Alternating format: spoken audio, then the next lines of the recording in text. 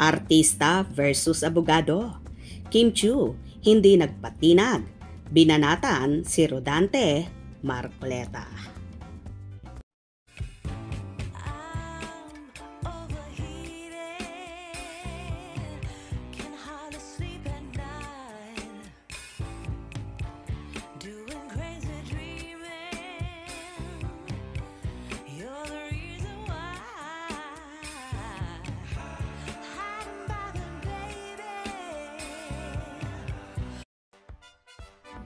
Artista versus abogado.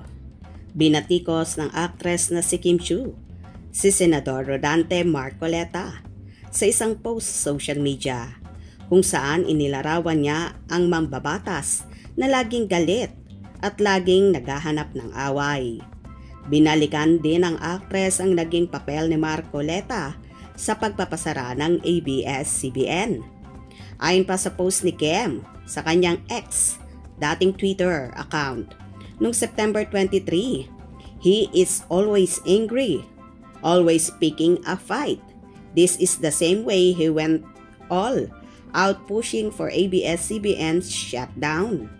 It's frustrating and heartbreaking to see the same darkness play out again.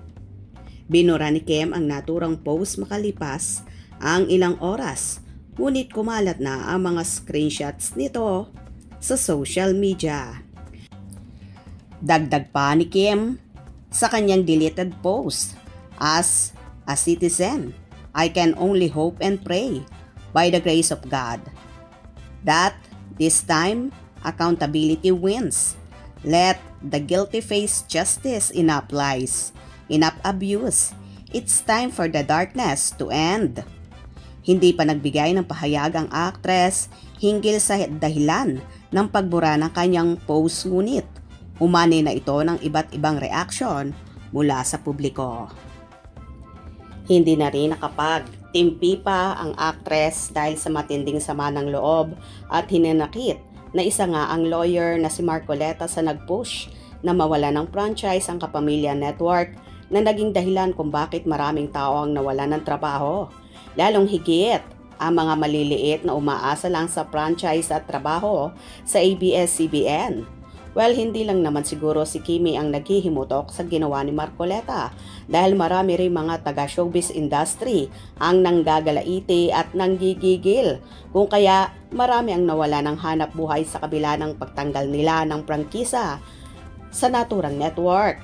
Salamat Kimi sa pagtatanggol, lalong higit sa Kapamilya Network na naging loyal ka noon hanggang ngayon at kapakanan pa rin ng marami ang iniisip mo at hindi mo alintana ang posibleng maging buwelta sa'yo ng kampo ni Marcoleta at ng ilang DDS supporters. Pero tama lang yan, Chinita Princess. Andito lang kami sa lukuran mo.